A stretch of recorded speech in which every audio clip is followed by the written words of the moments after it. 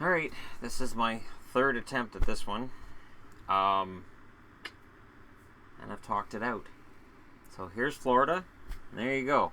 No. So I'm going to let you guys know, again, when you get new hardware, it just wants to take over your computer. So even though I went in and I changed everything, I had everything all set up, everything's fine. Yeah, it was using the audio on the webcam, which would be fine if I was talking directly at it, but of course I'm on one side, right? And I had to actually go in and disable it, and then my computer clicked off everything. I went, no, what are you doing? So, which means every time it does a Windows update, it's going to want to re-enable all these microphones, which is what it did last time, and it's frustrating. Because this is the kind of setup that I had envisioned months ago. More cramped than I'd envisioned, but that's something that can get worked on and evolved from there. The camera's steady, so that's one bonus. Now, into Florida. Let's talk about Florida. What is this top six? I'm asking an honest question. You've got a guy coming out of the KHL that we're not sure performs at an NHL level worthy of top six. I know he played well in the KHL. That's fine. Nigel Dawes is fantastic in the KHL. Can we honestly say if Nigel Dawes came back to the NHL that he wouldn't end up bottom six and potentially American Hockey League? No. That's why he's still there. There was an article I read on how KHL players are very often guys who maybe aren't big enough to play bottom six roles in the NHL and are too good for the American Hockey League, so they end up signing in the Continental Hockey League, where they feel that they get paid what they're worth and they get played. They get to be on the top two lines. So is Dadonov a very, very good American Hockey League player who's not a bottom six guy?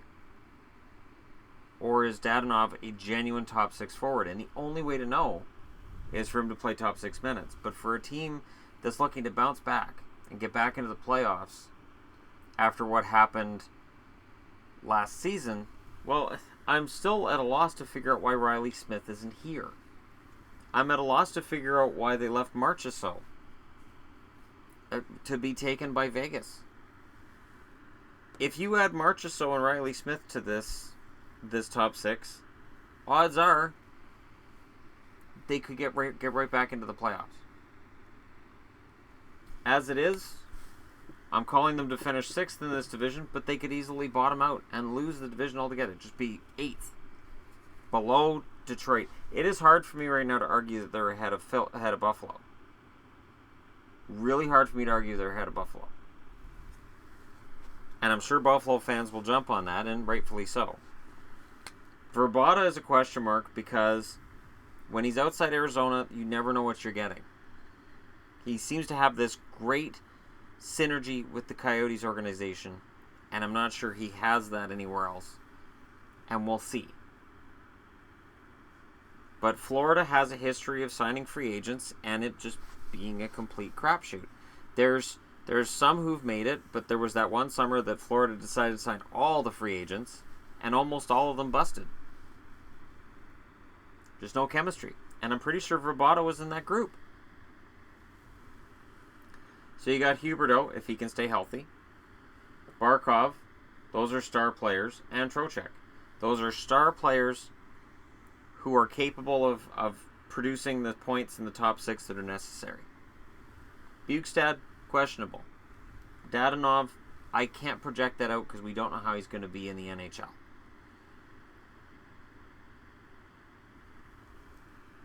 So, and with Verbata, there's no telling. Now their bottom six is almost as baffling as their top six. A couple of the sites I looked at had McCann on the third line. Jared McCann on the third line, and had Sevier on the second line. Harlock on the third line. Haley on the third line. That kind of forward depth, you're not getting anywhere near the playoffs. Haley's a hired gun. Sevier's a fourth line guy. Can play third line once in a while, but he's not a third line guy. And he's definitely not a second line guy. And McCann, he was awful. He was terrible last year. And he could bounce back. he has the capability of bouncing back. But, wow. So there's this Haapala guy they signed out of Finland. Maybe. Hunt, Grenier, and they brought back Connor Brickley from Vegas. So Vegas picks him up in the expansion draft, and then he goes back to Florida. It's a tough top six to figure out. It's a tough bottom six to figure out.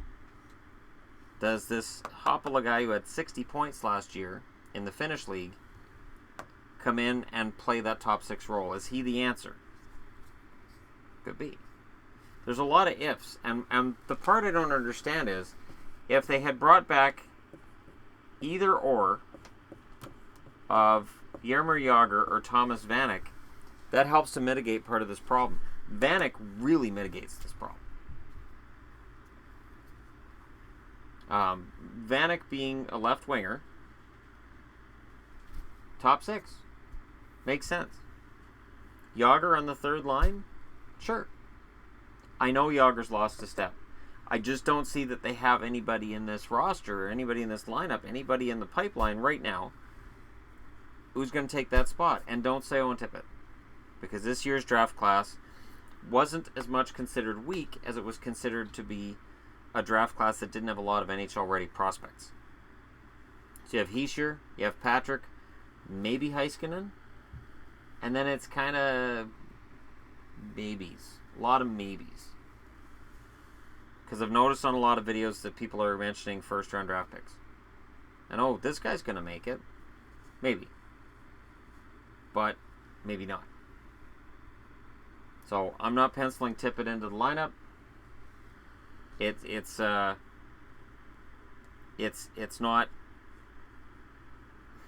a certainty that he would be ready for the NHL, and I really think he's better served not playing in the NHL right away. The blue line I like. Yandel and Ekblad as a top two, that works. Matheson and Demers, third and fourth, works. Pysyk and Petrovic works. McCoshen as the number 7 works. Now, I can see why Demers would have been on the block. I can see why Demers was being traded to Vancouver, and then he said no to the trade. Because Florida would have been looking for another forward. Maybe 2 forwards. Maybe Virtanen was coming in to play potentially bottom 6, and maybe there was somebody else they had an eye on. But Demers goes out, McCoshen comes in, you fix your forwards, that helps. Goaltending, it's set. Luongo has played better in Florida than he did in Vancouver in terms of he seems more relaxed and more himself. A lot less pressure in Florida to play and play well. And Reimer played very well for parts last year, and I know I took some flack for that, for saying I felt Reimer was the starter in Florida. But I still think that in terms of starts, I think this year we'll see probably 50 for Reimer, and I'll say 32 for Luongo. Reimer's younger. He's going to be around a lot longer. And I think Luongo will be okay with playing backup to Reimer. They're both really nice guys. I like them both very much. I follow Reimer's wife April on... I know I follow her on Twitter. I don't think if I ever heard anything else. I don't know. And, of course, everybody follows Luongo's Strombone account on Twitter. They're both great guys. They really are. And, you know, Toronto fans may, not see Reimer as a starter, and there are plenty of Canuck fans who believe that Luongo is the reason for all of our misery when we lose in the playoffs, but I think both of those things are overblown. Sure, Reimer didn't have a great game in that Game 7 against Boston, but who did? Toronto just folded. And for Luongo, anytime that he would allow a lot of goals, it was because the defense in front of him didn't show up, and the offense wasn't answering for anything, and the whole team just folded. So both of them have been in that position. Now, in order for this team to compete, they have to learn to play a suffocating trap. You've got to take the energy out of the game. You can create offense out of special teams with these guys. But you've got a solid defense and goaltending that's good enough that you can play a trap. You have to limit shots against. You have to take every shot for that you get a chance at. And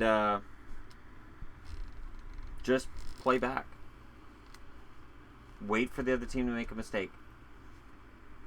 And then your special teams can lead you. And if you can get teams frustrated into making that mistake, you can win a lot of games 1-0 and 2-1. Now, if they play that kind of trapping style, Reimer and Luongo's stats are going to go up because they're not going to be facing a lot of shots, and when they are facing shots, they're going to be from the perimeter, from frustrated teams that can't get through this defense. And considering the bottom six that they've got in the mix here, playing the trap, that might be the best route to go. I'd be remiss not to mention Melgen here. Melgen played very well in games that I watched of Florida's last year. I really like him. I think he has talent, and I think he has top six potential. Does he make it this year? Is he the wild card in this? Does he push Bukestad down? He's listed as a center, but he can play wing. It's tricky. It is a tricky roster to predict. Florida is going to be a nightmare for people like me in terms of saying, okay, well, this is what they are. I don't know. Good defense, solid goaltending. The forwards, I don't understand why Vanek or Yager wasn't given some kind of a look. I would expect Vanek to end up here. I think Vanek ends up in either Florida or Detroit. Because to me, those are the locations that make the most sense. So, yeah, you guys can let me know what you think. Hit like and subscribe if you're browsing your way through. And again, I apologize for the audio issues with the Tampa one. And if anybody asks, well, why don't you go back and do it over again? Because it's already hot. I'm already sweating to death in this jersey. And I've already been on this for about an hour and a half, 2 hours, considering all the setup and everything else I've been doing. So not today. And redoing, even with this one, redoing them is tough. Because I'm not going to say the exact same thing twice, so I'm going to come in and look at it a little different. And I'm going to change each time I do it. I'm going to go, all right, well, now I've got to do it over again, so I have to change it a little bit. So, you know, for anybody who's Tampa fan saying, what about Sergachev? Yeah, Sergachev could make the team, or they could be smart and just say, look, we've got a solid top six. Let's just let Sergachev play in the American Hockey League, and as soon as somebody gets hurt, Sergachev's the first call-up. So there's that.